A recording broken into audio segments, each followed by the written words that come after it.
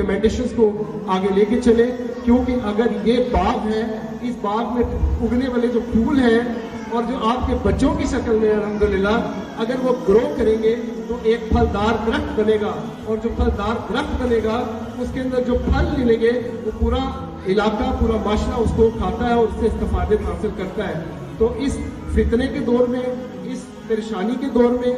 आप एक उम्मीद की किरण है। आप यकीन कर लें, मैं जब से 2-3 घंटे का मैंने फंक्शन देखा है और इसमें जो बच्चों की एक्टिविटीज़ देखी है, मेरा भी 22 साल हो गए मुझे एजुकेशन से, तो मैं यहाँ पर बड़े बड़े स्कूल हैं, मैं नाम लेना नहीं चाहूँगा क्योंकि अच्छी बात नहीं है। जब वो अपने स्टेज पे छोटे बच्चों को बुलाते हैं, 10 साल के बच्चों को बुलाते हैं, 15 साल के बच्चों को बुलाते हैं, 20 साल के बच्चों को बुलाते हैं, तो आप यकीन करें कि हया,